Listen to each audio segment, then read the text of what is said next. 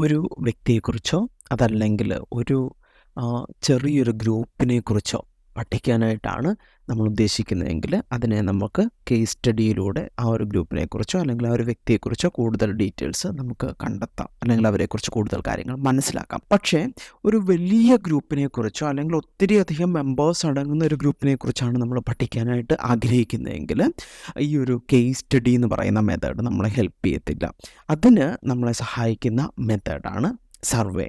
അപ്പം സർവേയുടെ ഡെഫിനിഷൻ എന്ന് പറഞ്ഞു കഴിഞ്ഞാൽ research in which people chosen to represent a larger population are asked a series of questions about the behaviour, thoughts or attitudes. വളരെ വലിയൊരു ഗ്രൂപ്പിൻ്റെ ആറ്റിറ്റ്യൂഡ്സിനെ കുറിച്ചോ ബിഹേവിയറിനെ കുറിച്ചോ തോട്ട്സിനെ കുറിച്ചോ ഒക്കെയാണ് നമ്മൾ പഠിക്കാനായിട്ട് ആഗ്രഹിക്കുന്നതെങ്കിൽ ഒരു സീരീസ് ഓഫ് ക്വസ്റ്റ്യൻസ് നമ്മൾ ഡെവലപ്പ് ചെയ്തിട്ട് അതിനെക്കുറിച്ചൊക്കെ പഠിക്കാനായിട്ട് നമുക്ക് സഹായിക്കും. അങ്ങനെയുള്ള ഒരു മെത്തേഡിനാണ് നമ്മൾ സർവേ മെത്തേഡ് എന്നുള്ള രീതിയിൽ പറയുന്നത്.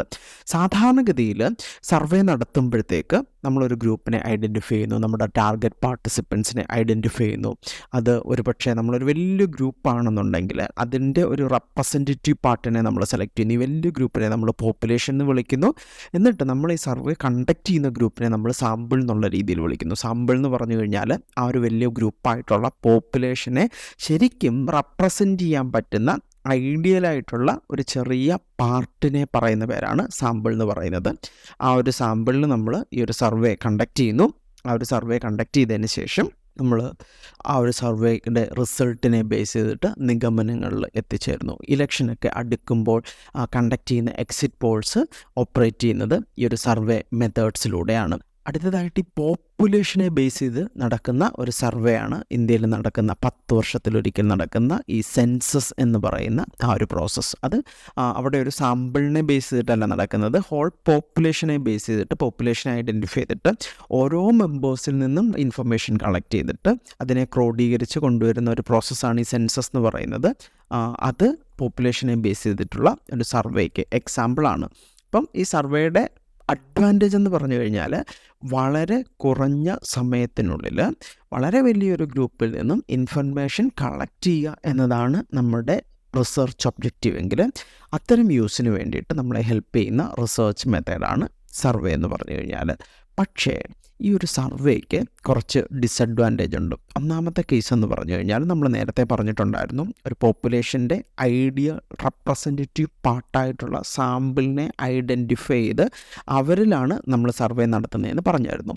ഇൻ കേസ് നമ്മൾ സെലക്ട് ചെയ്യുന്ന സാമ്പിള് ശരിക്കും നമ്മുടെ പോപ്പുലേഷനെ റെപ്രസെൻറ്റ് ചെയ്യാനായിട്ട് പര്യാപ്തമല്ല എന്നുണ്ടെങ്കിൽ ഈ ഒരു സർവേയിലൂടെ നമുക്ക് ലഭിക്കുന്ന റിസൾട്ട് നമുക്ക് ഈ ഒരു പോപ്പുലേഷനിൽ അപ്ലൈ ചെയ്യുമ്പോഴത്തേക്ക് അത് എറേഴ്സ് കാണിക്കാനായിട്ടുള്ള പോസിബിലിറ്റി അവിടെയുണ്ട്. അപ്പോൾ ഐഡിയലായിട്ടുള്ള സാമ്പിളിനെ ചൂസ് ചെയ്യുക എന്നുള്ളത് വളരെ ക്രൂഷ്യലായിട്ടുള്ള ഒരു സ്റ്റെപ്പാണ്. അപ്പം അത് നടന്നില്ല എന്നുണ്ടെങ്കിൽ അത് സർവേയുടെ മൊത്തത്തിലുള്ള ആ ഒരു ക്രെഡിബിലിറ്റീനെ ബാധിക്കാനായിട്ടുള്ള പോസിബിലിറ്റി അവിടെയുണ്ട്. രണ്ടാമത്തെ പോസിബിലിറ്റി എന്ന് പറഞ്ഞു കഴിഞ്ഞാൽ പലപ്പോഴും നമ്മൾ ഒരു സൊസൈറ്റിയിൽ നിന്നും ഇൻഫർമേഷൻ കളക്ട് ചെയ്യുമ്പോഴത്തേക്ക് ചില ക്വസ്റ്റ്യൻസിനൊക്കെ വളരെ ജെനുവിനായിട്ട് റെസ്പോണ്ട് ചെയ്യാനായിട്ട് ആൾക്കാർക്ക് മടി കാണും.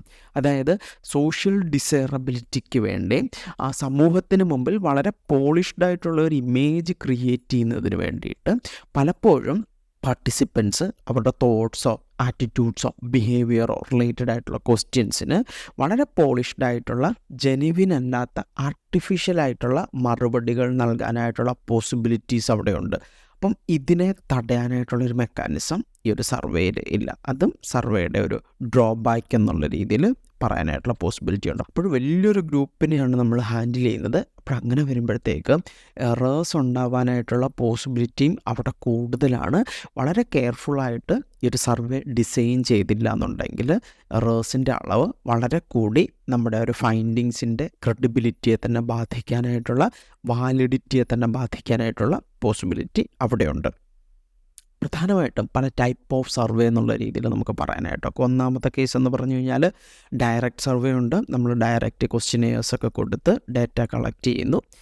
അതാണ് ഡയറക്റ്റ് സർവേ എന്ന് പറഞ്ഞു കഴിഞ്ഞാൽ. 2 ടെലിഫോണിക് സർവേ ഉണ്ട്. നമ്മൾ സർവീസ് സെൻറ്ററിലൊക്കെ നമ്മുടെ വാഹനങ്ങൾ സർവീസ് ചെയ്യാൻ കൊടുത്തിട്ട് ഒരു 2 ദിവസത്തിന് ശേഷം നമുക്ക് അവരുടെ റെപ്രസെൻറ്റേറ്റീവ്സിൽ നിന്നും ഒരു ഫോൺ വരാറുണ്ട്. അവർ ചോദിക്കുന്നത് നമ്മൾ സാറ്റിസ്ഫൈഡ് ആണോ, അതുപോലെ തന്നെ കുറച്ച് ക്വസ്റ്റ്യൻസൊക്കെ അവർ ചോദിക്കാനായിട്ടുള്ള പോസിബിലിറ്റി ഉണ്ട്. അത് ടെലിഫോണിക് സർവേയുടെ എക്സാമ്പിളാണ്. അടുത്തൊരു കേസാണ് എസ്പെഷ്യലി കോവിഡിന് ശേഷം വളരെ കൂടുതലായിട്ട് നടക്കുന്ന ഒരു ടൈപ്പ് ഓഫ് സർവേ ആണ് ഇലക്ട്രോണിക് സർവേ എന്ന് പറയും. അതായത് ഇമെയിലോ അല്ലെങ്കിൽ ഗൂഗിൾ ഫോം വഴിയോ വാട്സപ്പ് വഴിയോ ഒക്കെ ഈ നമ്മുടെ സർവേക്കുള്ള ക്വസ്റ്റ്യൻസ് സെൻഡ് ചെയ്ത് തരികയും അതിനോടുള്ള റെസ്പോൺസ് നമുക്ക് ആ ഒരു മാർഗ്ഗത്തിൽ കൂടി തന്നെ തിരിച്ചു കൊടുക്കാനും ഒരു സാധ്യത അവിടെയുണ്ട്. അപ്പം അത് ഇലക്ട്രോണിക് സർവേ എന്ന് പറയും. ഇതൊക്കെ ഡിഫറെൻറ്റ് ടൈപ്സ് ഓഫ് സർവേയുടെ എക്സാമ്പിൾസ് ആണ്.